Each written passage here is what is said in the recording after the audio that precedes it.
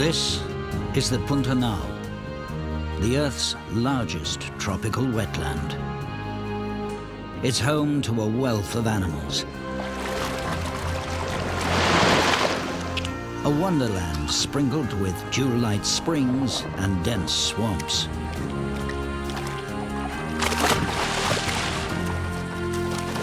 It looks like a paradise, but there's a catch. The fortunes of the animals that live here are repeatedly reversed, as every year the whole region disappears underwater and then dries out.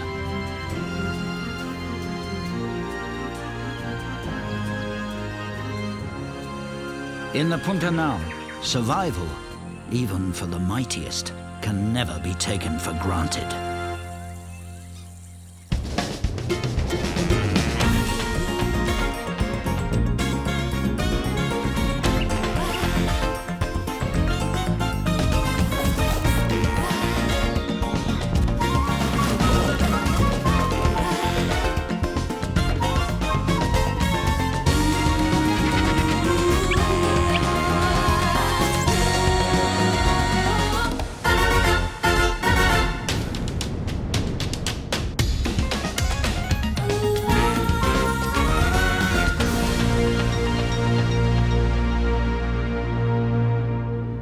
The Pantanal lies at the heart of the South American continent.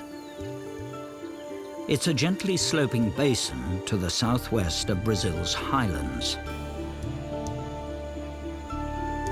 Rivers flow from the surrounding mountains, creating a maze of woodlands, meadows, rivers, and lakes. At the end of the rainy season, the Pantanal is full to overflowing. This is an amphibious world, and the creatures that live here have to cope with the ever-changing landscape. The largest rodents and otters in the world depend on the wealth of these tropical waters. The local crocodile, the jacaré, and the otters feed on the vast numbers of fish that live within the rivers and lakes.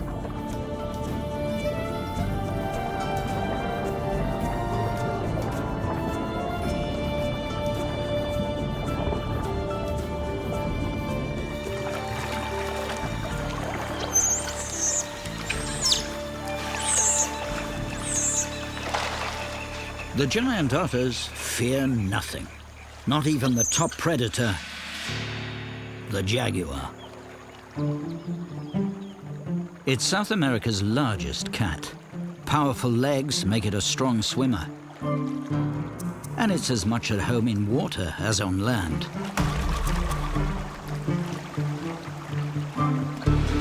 The Pantanal is home to a surprising number of jaguars, and they patrol the labyrinth of rivers in search of prey.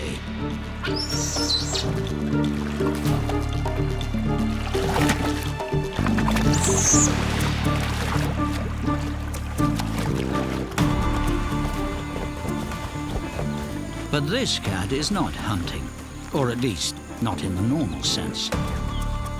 It's a big male, and he's entering the territory of a female.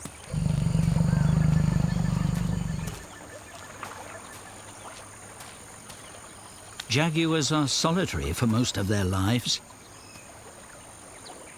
Males approach females with trepidation. For jaguars have the most powerful bite in the whole cat family.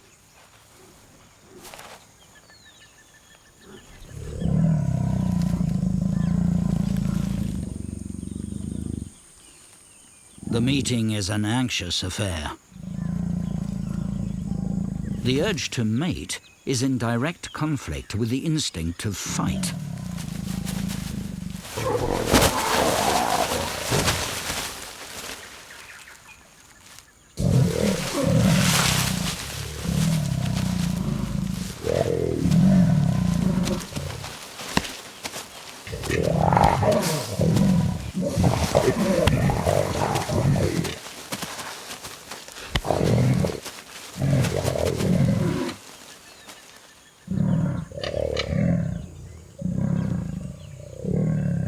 Jaguar courtship is a rough affair.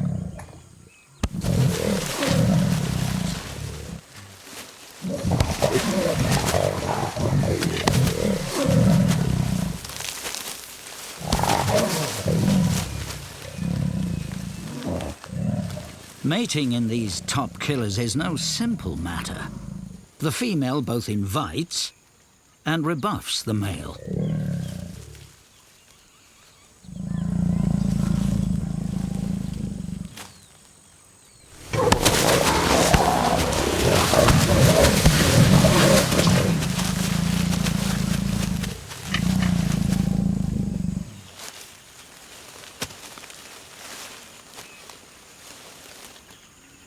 On this occasion, the violent wooing doesn't work out.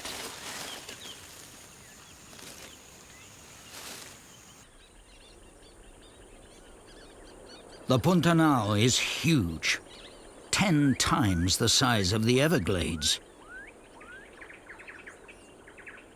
As the weeks go by without rain, the fierce tropical sun evaporates the water, and the rivers slowly drain the wetlands. The water level falls, exposing the riverbanks. The giant river otters take the opportunity to advertise their territory by scent marking the newly exposed mud and sand. The otters are a family, and they work together to spread their urine over the fresh mud. It takes a mix of cha-cha-cha and disco to ensure the bank is truly impregnated.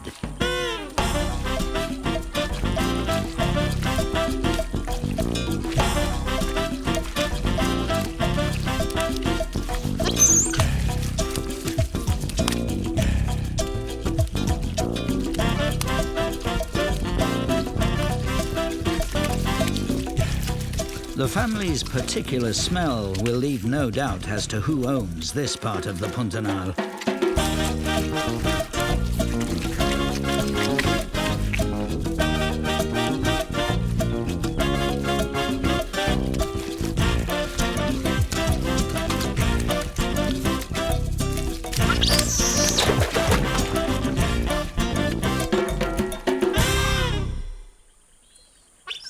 The majority of the rivers that enter the wetland are large and murky.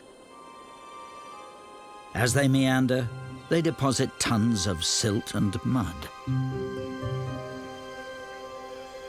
But there is another kind of river that feeds the Pantanal, a river with a very different character.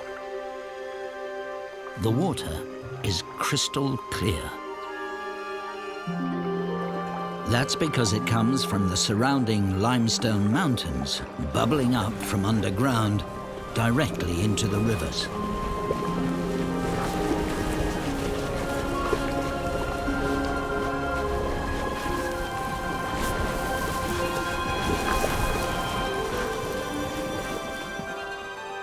Piraputanga patrol these pellucid waters.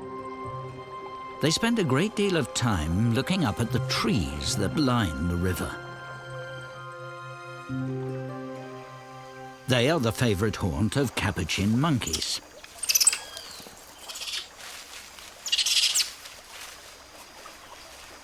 The monkey's boisterous behavior dislodges insects, which become mini Jonahs to the Piraputanga whales.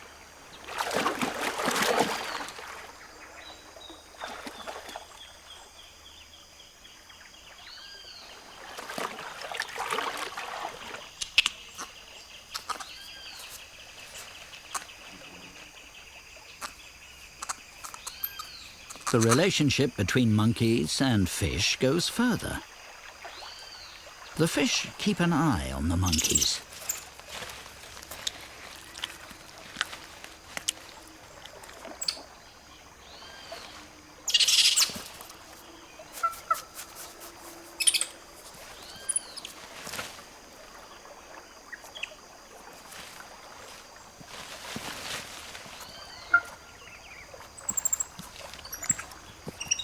When the monkeys move off, the fish follow.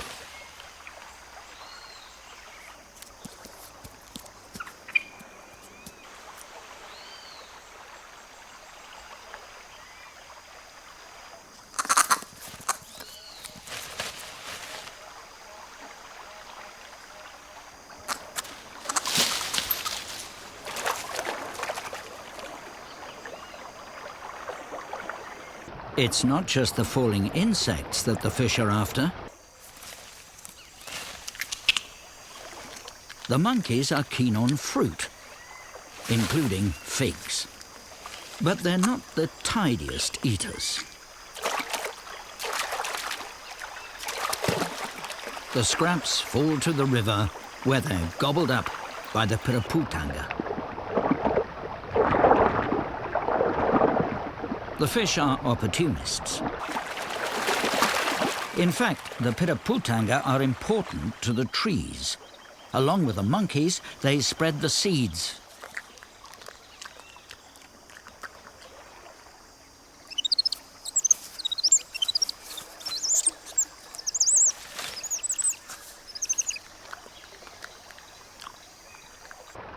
The fish follow the monkeys for an easy meal. But they're not totally dependent on the capuchins. When the monkeys leave, the fish have to fend for themselves, feasting on the low-hanging fruit.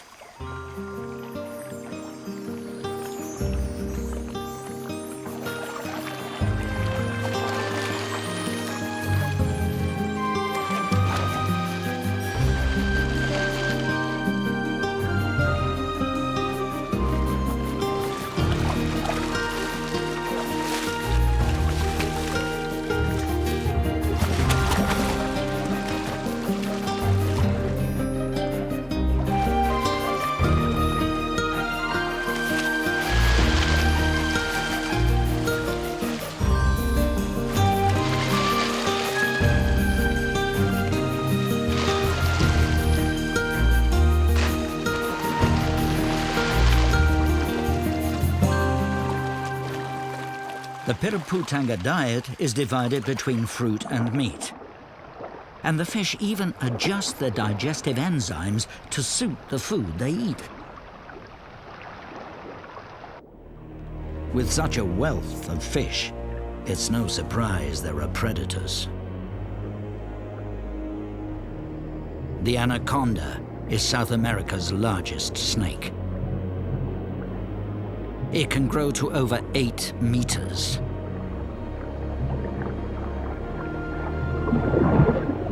The snake is as much at home in water as on land. And this one is looking for a meal.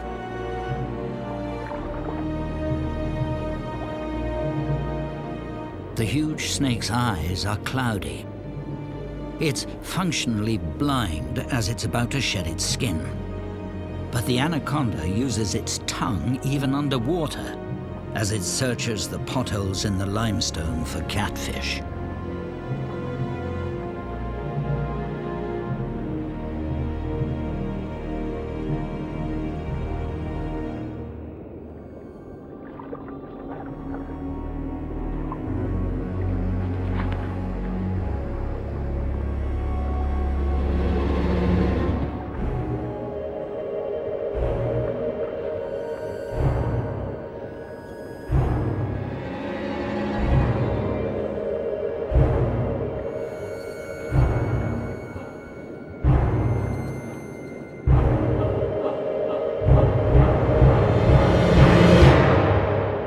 No luck, this time.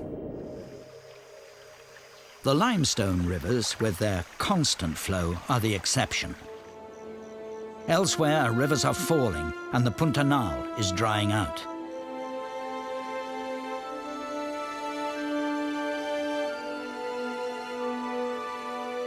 Grass grows where once there were sheets of water. The lakes are shrinking.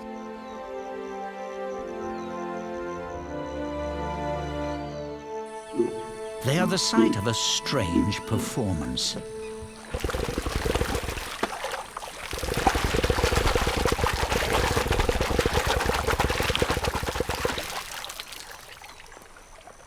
Chacaré males display their strength by raising their heads and tails clear of the water.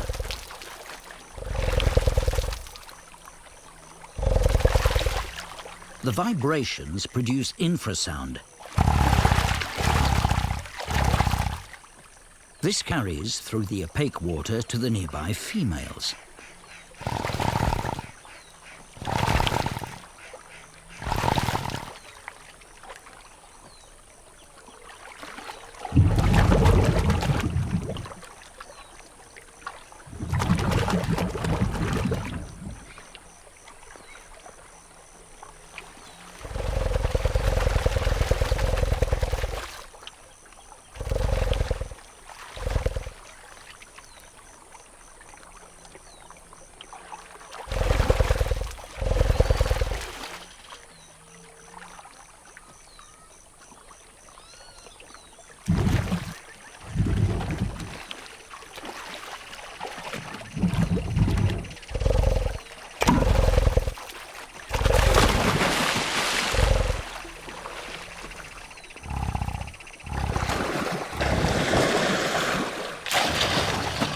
jaw snaps and head slaps produce higher frequency sounds that are easier to pinpoint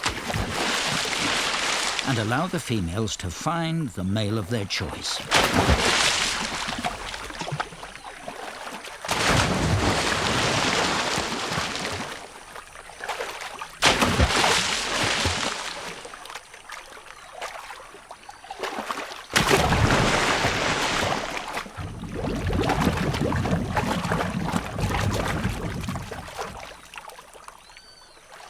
After all the bravado, the actual mating is a gentle affair.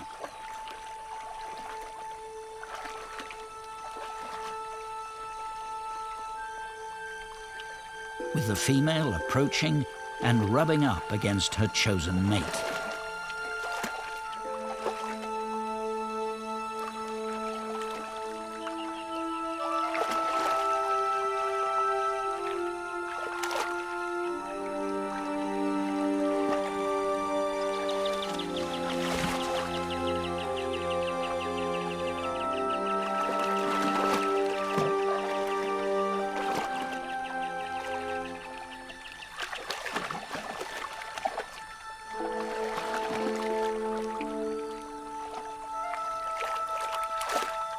The capybaras watch the performance from a safe distance. They are the largest rodents in the world. Males can weigh over 50 kilos, and these adult capybaras dwarf the young chacaré.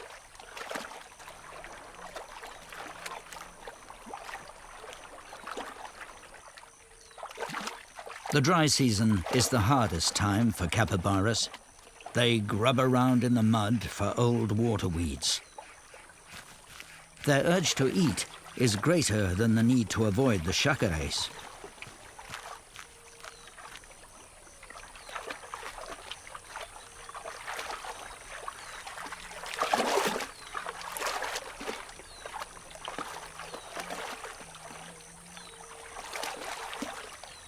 Both chacaré and capybara must keep an eye out for their greatest enemy, jaguars. The male still bears the scars of his last amorous encounter. Now that the land is emerging from the floods, the old jaguar can roam far and wide in search of another mate and to hunt.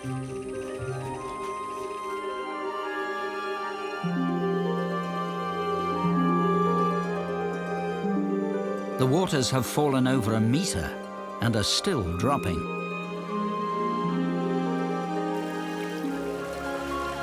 The lakes are draining down to pools, and the pools are emptying into the rivers.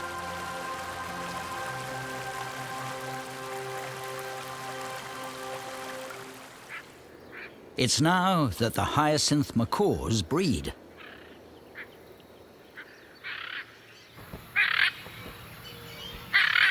The Pantanal is a stronghold for this rare bird. At a meter long, it's the largest flying parrot in the world.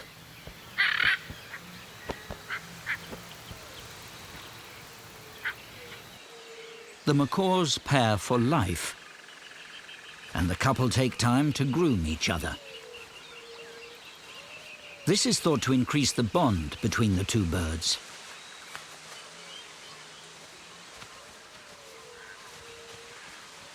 Hyacinth macaws feed on the nuts of the mukuja and bakuri palms.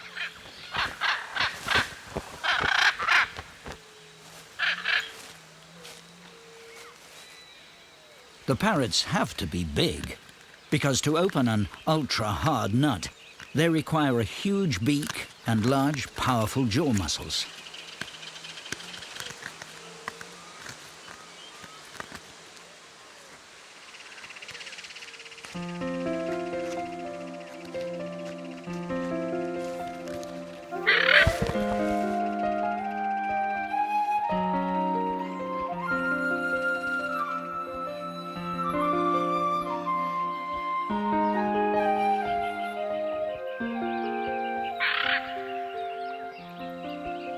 The macaws have their nest in a taruma tree. It's a true survivor. and at 40 years old, it has witnessed many a drought and flood. These huge parrots need a tree of this size for their nest, but big trees are rare, just like the hyacinth macaws. The chicks grow quickly on a diet of protein-rich palm seeds. Even so, it takes around 100 days for the babies to reach a size when they can leave the nest. For all that time, the parents must bring them palm seeds.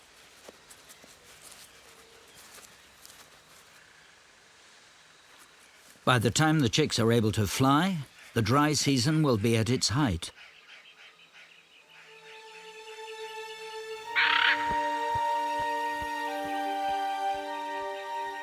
The rivers are at their lowest, and steep banks are exposed by the falling water level.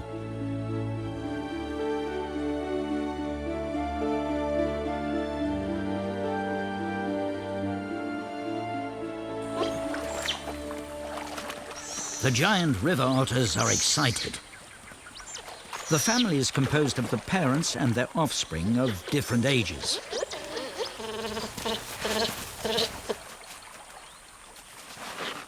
The parents bring out the new babies for their first taste of water.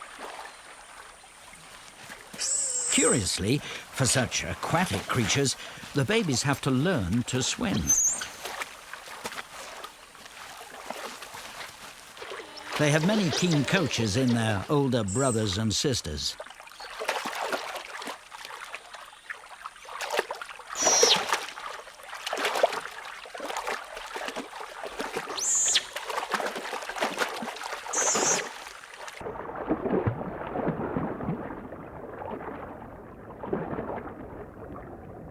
After a hesitant start, this baby seems to be getting the hang of it, though buoyancy is still an issue. The older otters keep a watchful eye on the beginners. The babies still appear unconfident and anxious. It'll take a while yet before they're truly water babies.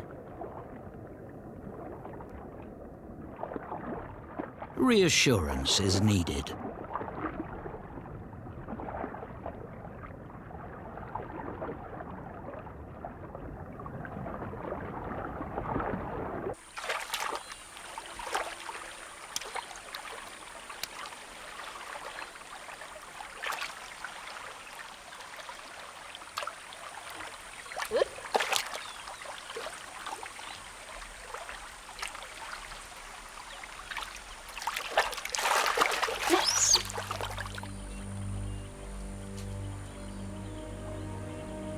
The jaguars are not a problem for the adult otters, but they could kill a baby.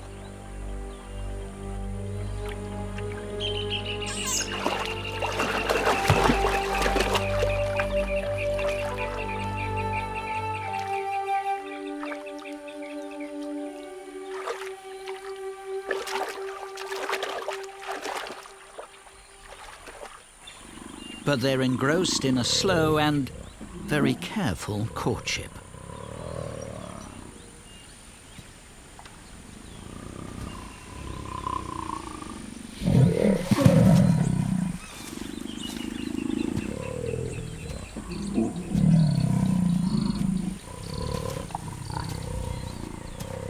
The male takes no farther part in parenthood, and the female will give birth alone in 3 months' time. As the water continues to drain away, the fishing gets easier for the otter family.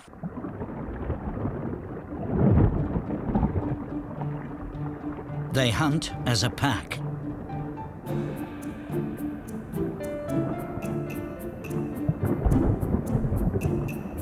The fish are concentrated in the rivers.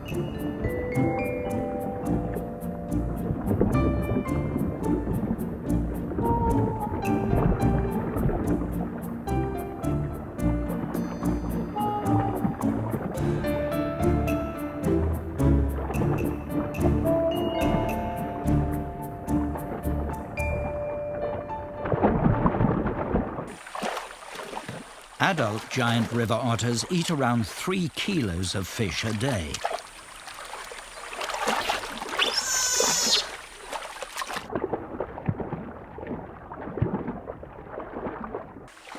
Catfish are high on the otter menu, as they are slow swimmers and tend to stay in one place, and so are easier to catch.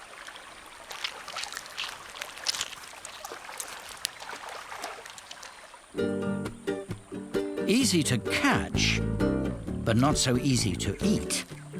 The catfish erects and locks its spines, making it too much of a mouthful for the anhinga.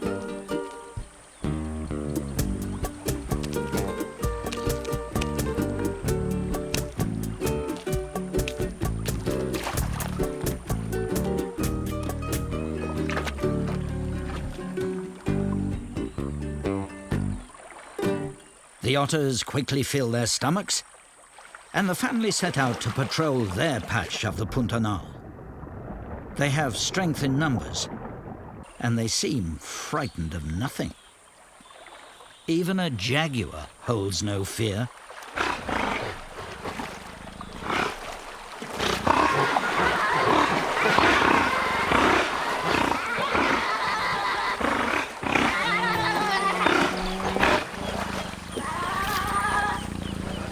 There are few, if any, records of a jaguar killing an adult giant otter. And the jaguar is no match, as long as the otters stay in the water.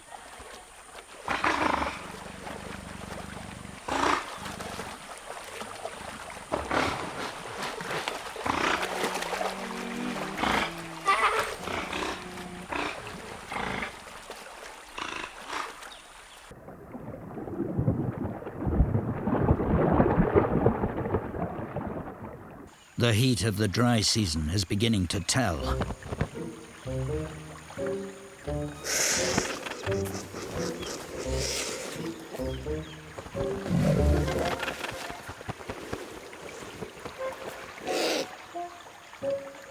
The black vultures are just irritating pests.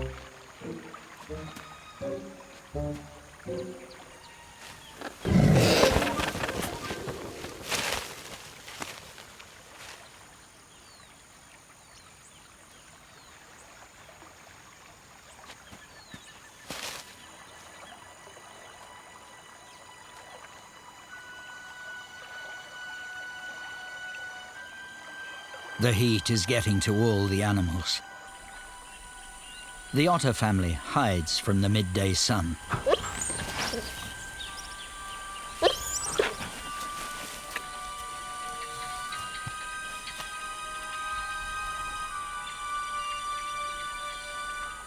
When the heat gets too much, they take to the relative cool of the water.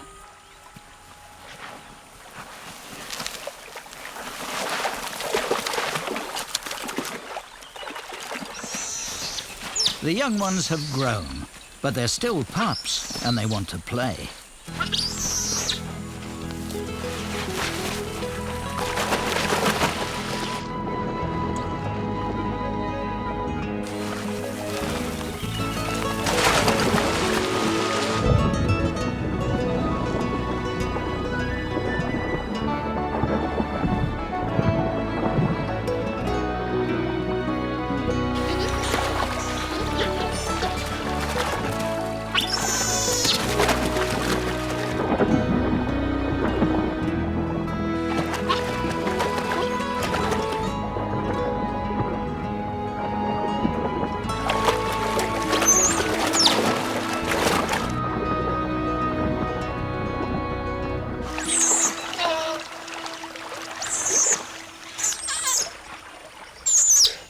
In most of South America, jaguars are nocturnal.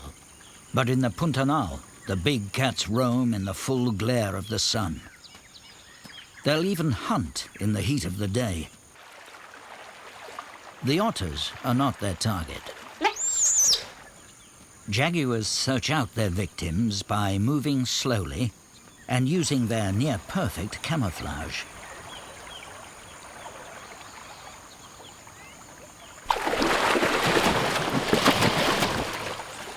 But most times, the prey gets away.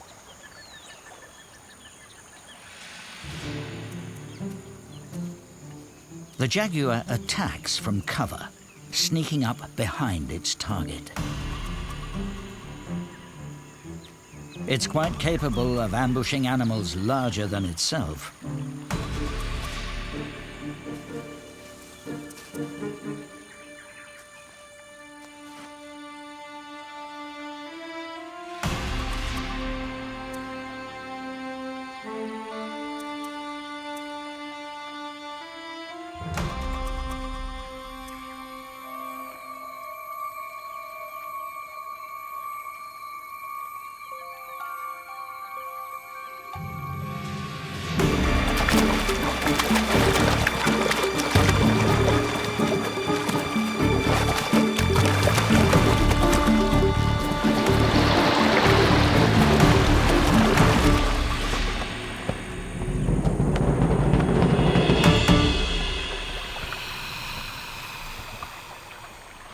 The jaguar has the most powerful bite of any cat.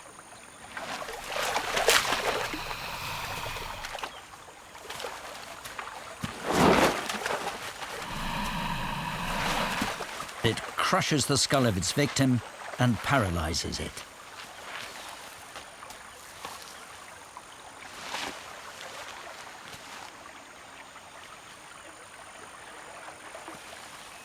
The chacaret will feed the jaguar for several days.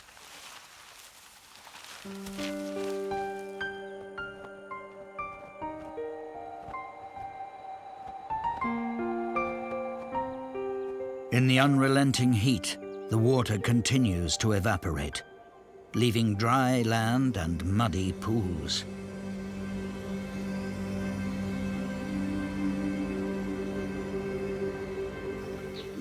The chacarets are concentrated in ever smaller pockets of water. They have eaten all the fish here. They must leave soon or become casualties of the dry season.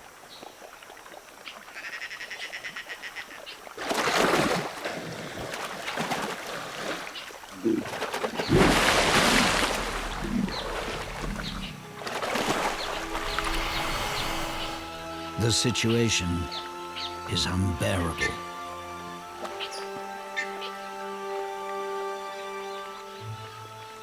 Only in the cool of the evening can the chacarets make their escape.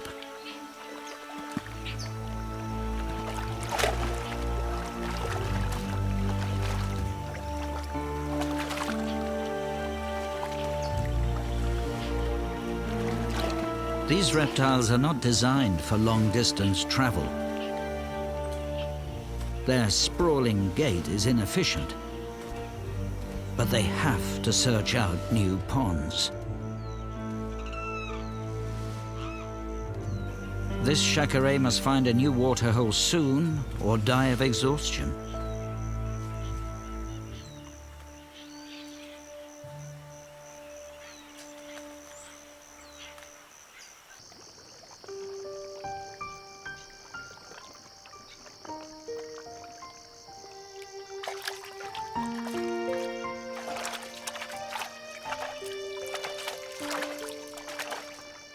The chacarets only have the hours of darkness to discover a new, less crowded home.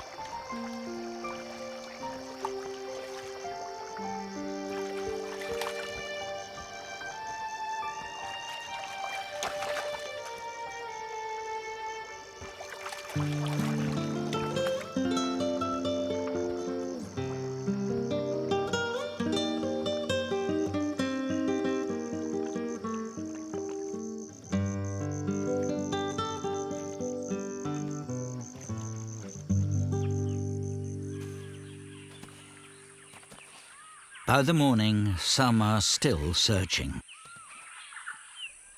But most have found new homes.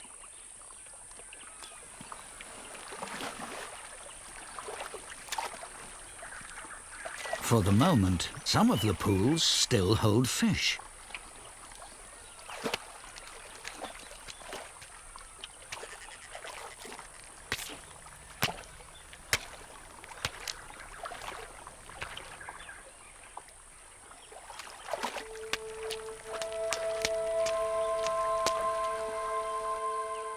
The respite for the reptiles is temporary. For the Pantanal continues to dry out, and the pools become more and more scarce. Parts of the Pantanal look more like a desert than a swamp.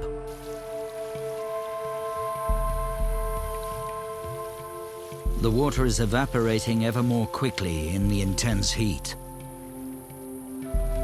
What were lakes are now mere puddles. The fish are trapped, struggling to breathe in liquid mud. They're hunted down by Jabiru and woodstalks.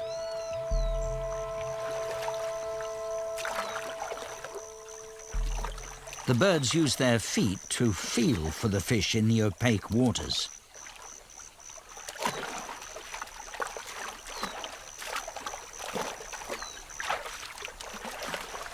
The Jabiru stab where they sense the fish.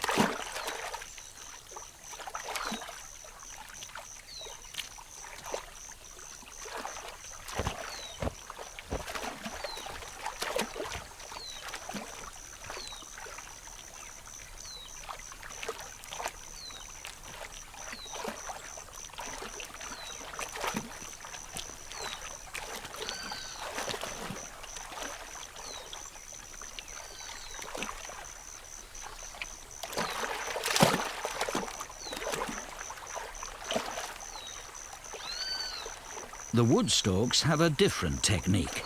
They sweep their bills through the water, waiting for the touch of a fin or scale.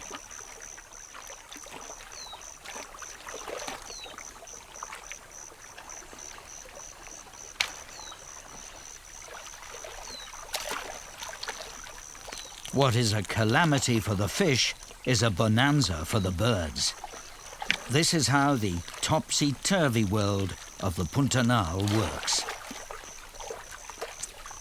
Many of the fish are eaten or entombed in mud, but some fish survive in the rivers and the few lakes that remain. And things are about to change.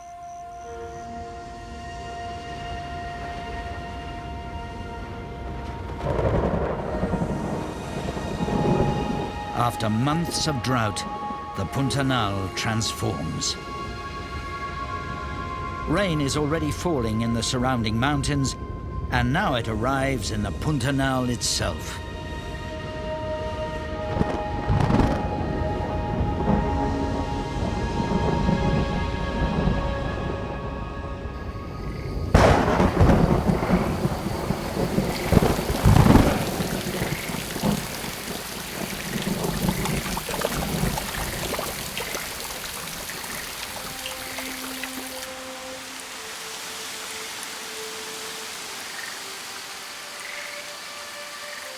The water spreads out over the vast plain.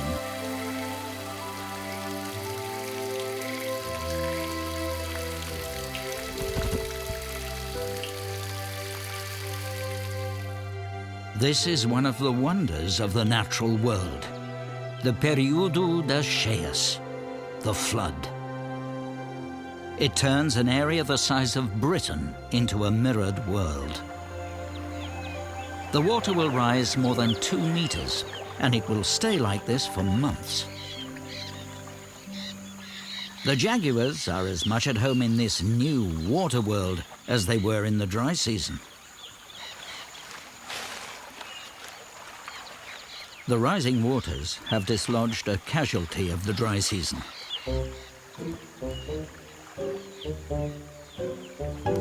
Not all the chacarets made it to safe havens. Full of gas, one becomes a floating restaurant for the black vultures.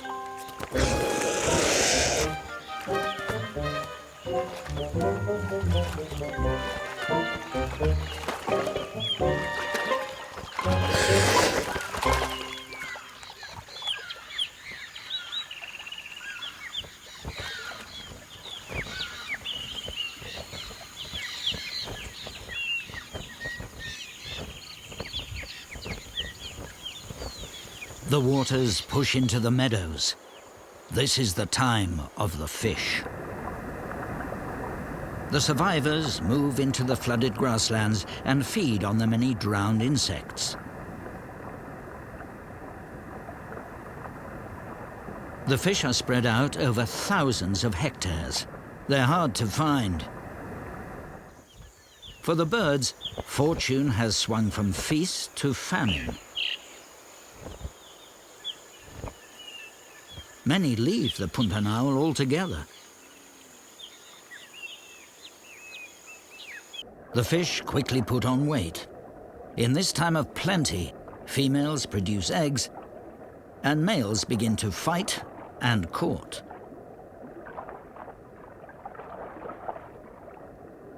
A male pike cichlid excavates his nest burrow. The female will lay her eggs in the nest. And the male fends off other fish, for one fish's eggs can be another's food.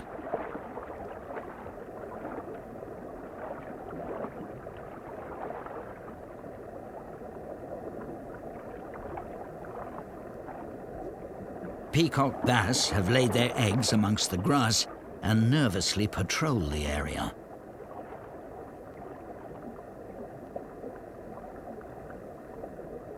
Like the pike cichlids, they are highly aggressive, and they need to be, for the eggs are a tempting target.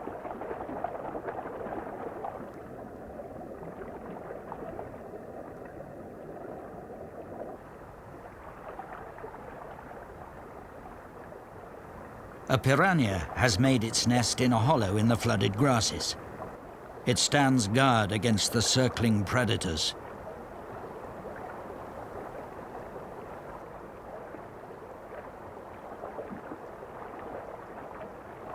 But it is soon overwhelmed by numbers. Even a piranha's fearsome teeth are not enough to frighten off the egg thieves.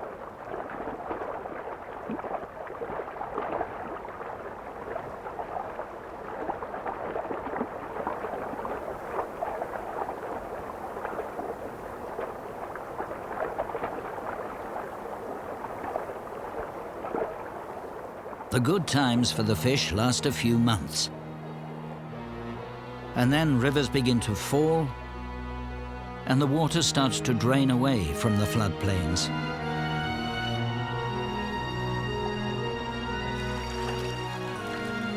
This is a dangerous period for the fishes, for they can easily become trapped on the floodplains. The fishes and the chacarays hurry back to the channels that lead to the rivers. Those animals that do not make it back to the river face an uncertain future in the lakes that will form in the dry season.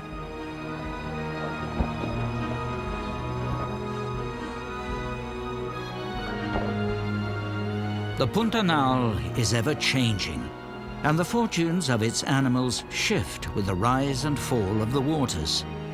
The fish flourish in the wet season, but suffer with the drought. For the chacarays and fish-eating birds, the opposite is true.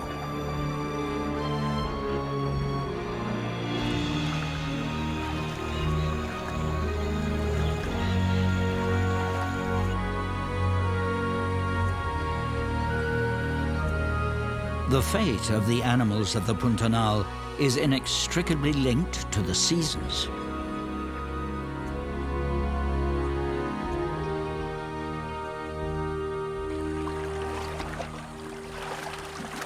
Most capybara babies are born as the waters fall away. They are excellent swimmers from an early age.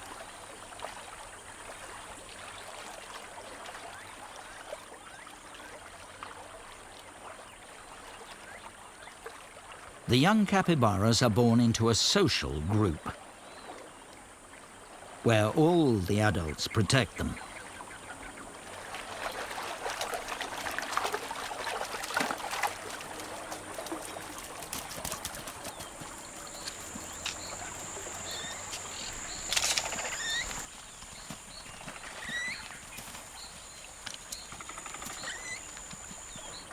Capybaras are ever watchful, for they have many enemies.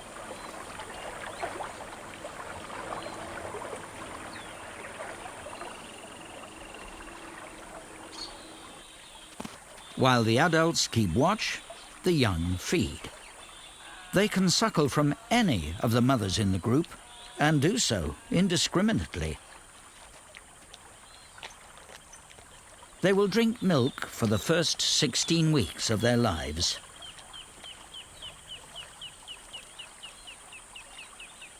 The young ones are the most vulnerable, and they need to stay close to the adults. But curiosity leads them to explore.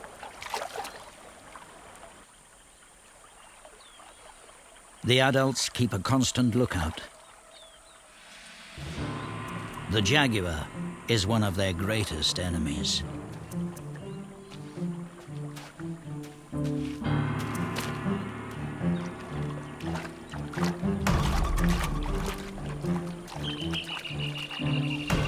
The big cat can attack from land and water.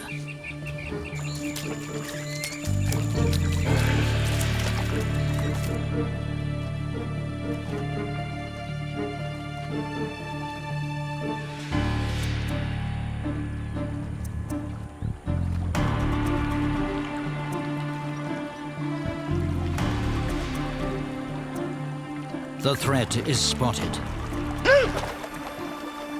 The capybaras head for the supposed safety of the water.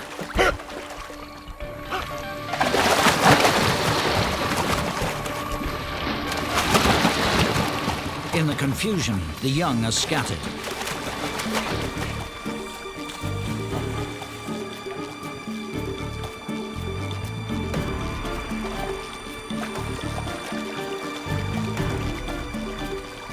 The capybaras regroup.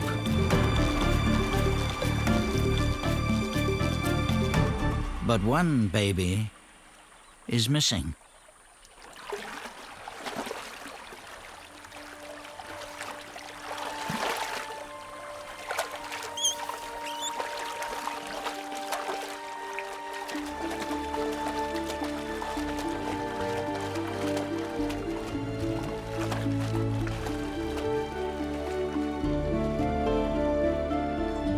The Pantanal is a land of feast and famine.